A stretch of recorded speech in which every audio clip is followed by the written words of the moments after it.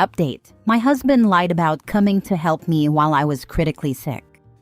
Original post: I, 28 female, have been married to my husband, 32 male, for 3 years. We have a 1-year-old daughter together. Up until recently, I thought I could count on him when I truly needed him. But last week, he proved me completely wrong. I had been feeling off for a couple of days, fatigued, nauseous, just generally unwell. Then one morning, I woke up with a fever, chills, and a deep sense that something was really wrong. I was so weak I could barely get out of bed. Taking care of our daughter felt impossible. I called my husband at work and told him I needed him to come home. He promised he would. An hour passed, then 2. He kept texting me, saying he was just finishing up something and would leave soon. Then he claimed he was stuck in traffic. Then he said he was on his way but had to stop for gas. At this point, my fever was getting worse, and I was struggling to even sit up without feeling dizzy. I told him it was urgent. He reassured me he was almost there. But something felt off, so I texted one of his co-workers, someone I knew he was close with. The response I got sent a chill down my spine. He hasn't left yet. He's still here. I was furious and terrified. I immediately called my neighbor, a kind older woman. She came over right away, helped me get dressed, and drove me to the hospital. Turns out, I had a severe asymptomatic urinary tract infection that had turned into a serious kidney infection. My heart rate was dangerously high, and the doctors told me that if I had waited much longer, I could have gone into septic shock. 2 hours later, while I was lying in that hospital bed, shaking from fever and hooked up to an IV, my husband finally decided to show up. I didn't even want to look at him. He tried to explain, saying he didn't realize it was that bad and that he was just trying to wrap things up at work. But I can't get over the fact that he lied to me over and over while I was at home struggling to stay conscious. If my neighbor hadn't been there, I don't know what would have happened to me. I feel so betrayed. If he could ignore me in a life-threatening situation, what does that say about our marriage? About our future? About our daughter's safety if something ever happens again? I don't know what to do. Would you be able to trust your partner after something like this? Now for the top advice before reading the update. I needed your help. I called you. You lied. I could have died. I almost died. Those are facts. How do you propose to fix the trust you broke? Put it in his lap. If he tries to gaslight you, minimize or bargain, it's not going to work. If he promises that he will never do anything to break your trust again, he's lying. Therapy, concrete actions, and committing to better and open communication are the only ways forward. But you need to be sure you want to salvage this. That's a question only you can answer. I don't know if I could. I suppose it depends on the context of the relationship. You seem to indicate this was the first and only time he did something like that. If that's the case, maybe it's fixable with actual work. This is the first time he's done this for something serious, but it's not the first time he's lied about his arrival time home or didn't make me a priority. That's why I asked his colleague. I understand that he lied and that is upsetting, but I can't help thinking if this is like a boy who cried wolf situation. My mom is very dramatic when she gets sick, so much so that I fear now the only way I would believe it's urgent is if I saw her passed out needing an ambulance. If this has happened with you guys, then I would understand his lack of urgency. I know everyone is throwing out divorce, but I would talk to him first and try counseling. I'm not the type to ask him for help for no reason or to seek medical attention without a real problem. On the contrary, I waited until I was in pretty bad shape because, at first, I thought it was just a simple virus. Yeah, no, I couldn't do this either. If you had waited for him and gone into septic shock and probably ultimately died, what would he have done then? That could have 100% been prevented if he had just come home when you asked. He gives more loyalty to a job that'll just replace him when his time comes over his wife, whom he chose to love in sickness and health. We're expecting to have our first child in about a month and a half. I, the dad, notified work of the due date and expected that I'd be scheduled on overlapping shifts so that if something happened, they wouldn't have to scramble to find coverage. March schedule just came out, and in the last week, I'm exclusively scheduled at off-sites on my own, so I can't just drop everything and leave. Really? Yeah, right. Guess who has 2 feet and can leave? I'm not missing the birth of my first child for anything, and I'm not going to be anywhere except wherever boss mama wants me to be. I went through something very similar with a now ex. I tried to get past it, but I just knew in my heart after that he wasn't reliable and wouldn't prioritize me even in the most dire circumstances. That's a hard thing to move past, even without children. Yup, me too. Now ex. Put everyone ahead and even doubted my illness. Not a friend or even a person on your team. This is one of those, when they show you who they are, believe them moments. Now for the update. I'm feeling better and finally back home after a few days in the hospital. My parents came to pick up my daughter and took care of her while I was away. They live 4 hours away, so I hadn't asked for their help earlier. I didn't really get an apology from him, just a bunch of excuses. He said he didn't think it was that serious and that I should have just gone to the neighbor if it was really that bad. I didn't argue, not because I agreed, but because some of the comments I got made me realize some things. People asked if I'm the type to cry wolf, and that's why he didn't come. In 5 years of being together, I've only ever needed him to take me to the hospital once, when I gave birth to our daughter. He wasn't there when I was sick, and if he had come home, he probably wouldn't have done much anyway, unless it required a hospital. But then someone asked me what I'd do if it was our daughter in my position, and he acted the same way. That hit me hard. And as traumatic as it sounds, I don't want to be with him anymore.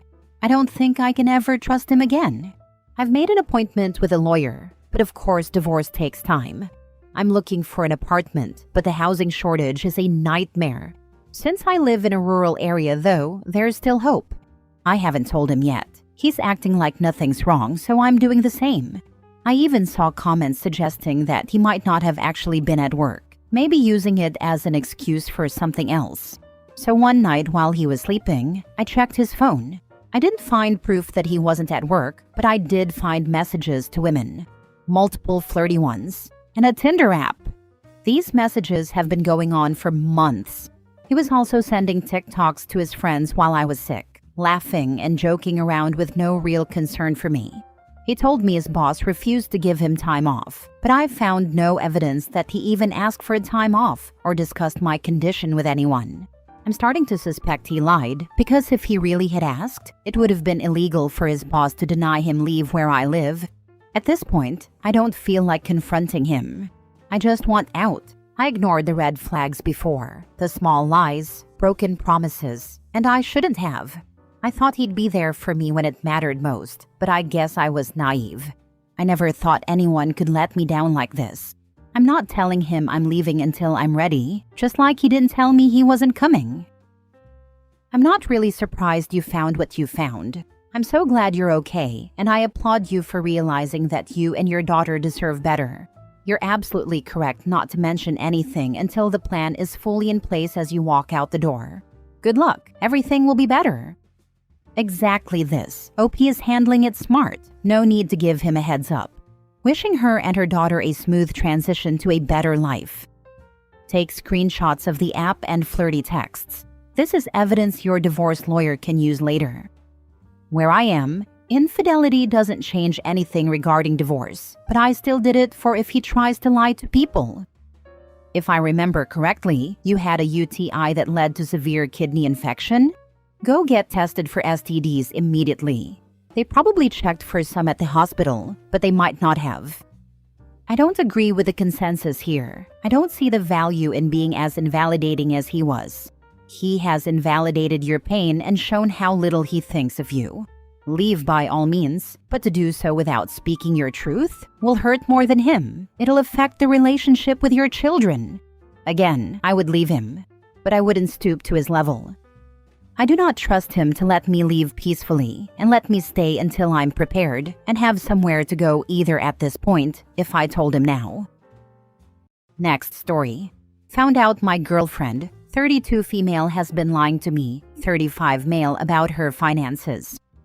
I recently discovered that my girlfriend of 3 years has been lying to me about her finances and that she makes about $8,000 a month after taxes, while I make about $7,000 a month. She also got a promotion at work a few months ago that she has not mentioned to me yet. To put this into context, we live in a very expensive city because of our jobs, and she has refused to pay a significant portion of the rent since we moved in together. She only agreed to spend $500 of her own money on rent, leaving me to foot the remaining $2,100.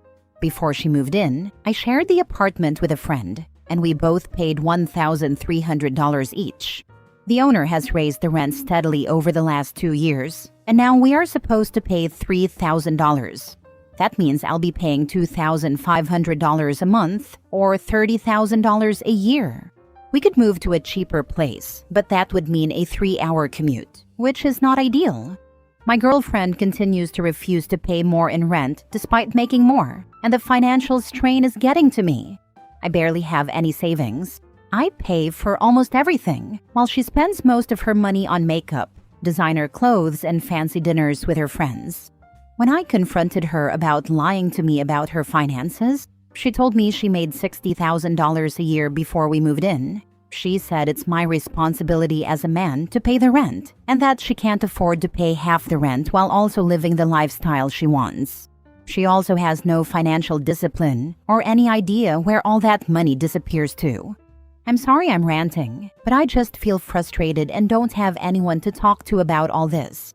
I feel so frustrated and drained. I am angry and feel like I have been deceived by someone I thought I could share my life with. I feel totally lost, like I have been a fool for the past 3 years and have wasted my time dating her when she clearly can't be honest with me. I have tried many times to be reasonable and understanding, but it just doesn't work. She is just a leech trying to drain every single penny out of me. I'm starting to have second thoughts about our future together. Maybe we shouldn't be getting married after all. So what do you guys think I should do? Now for the advice. I know Reddit has a bad rep for telling people to break up, but dude, break up. What she's doing is financially abusive, and it's truly messed up on multiple levels. Good God, man. Give the landlord notice, move to a low-cost 1-bedroom place, and build your finances back up. Lose the parasite. Someone who is an appropriate life partner would not act this way. Even if she's from some hardcore traditional or gendered culture where the man pays, both honesty and prioritizing the financial health of your partnership have to be core values for a life partner. Seriously, can you imagine the nightmare of marrying someone like this? Both sets of my grandparents are from a hardcore traditional and gendered culture. Single income. My mom has 6 siblings, my dad has 5. My grandfathers made sure they set money aside so their families could have security, and my grandmothers spent carefully to ensure their husbands wouldn't have to break their backs to do so.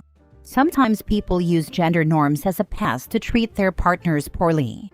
I never heard anyone in my family say, "Your responsibility as the man or woman is to XYZ." Everyone understood their responsibility was to do what was needed for the health and benefit of the family unit. Neglecting and lying about finances, especially at the expense of your partner's financial and emotional well-being, is totally incompatible with that. You deserve to be with someone who cares about you. Last story. I love that my ex's wife is miserable with him. Growing up, all I've heard my whole life is how to be perfect, study hard, get into a prestigious university, build a career, and then let it all go for a guy your parents approve of, let his parents treat you like their slave, and have his children. My parents luckily are wonderful people, and they have always cherished me. But my ambition and the need to simply not be unhappy always made me a pariah in my childhood circles. My ex and I started dating when we were both teenagers. He was kind and also my classmate, and I loved him a lot. We stayed together through my first year of college. Then the emotional abuse started. His mother found out about us, and she hated me. My mother is a college-educated woman, and she hated that. She thought that because my mom isn't religious, I'd break the family if I married into it. He started to hate me. I spent months not sleeping, crying all the time and suffering from depression, all because he would yell at me, but refused to let me break up with him. I'd go to his family functions, and his friends, especially a much younger female family friend, would come up to me, sometimes take away the chair I was sitting on, spill water on my sari, or drop curry on me while serving food, all while telling my ex's mom, within earshot, that I was a whore who dated boys and did drugs. My ex would stand there and not defend me. Looking back, 19-year-old me was a massive idiot, and boy did the ordeal with my ex teach me life lessons. I told my dad because I could not eat properly, and I was in a horrible mental state.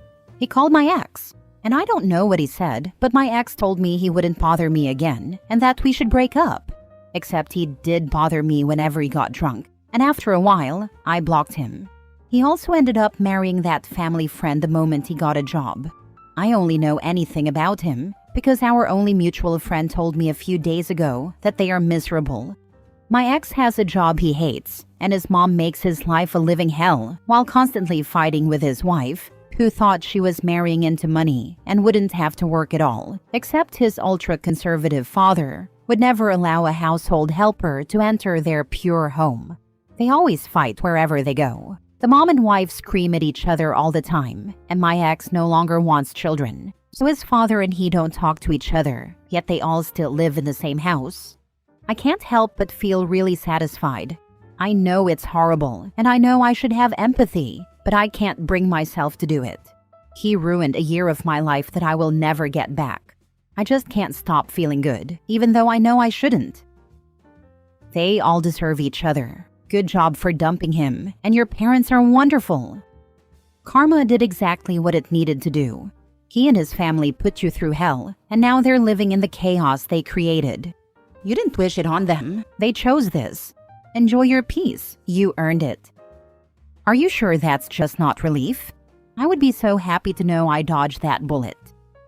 I can't speak for OP, but I think it's deeper than that.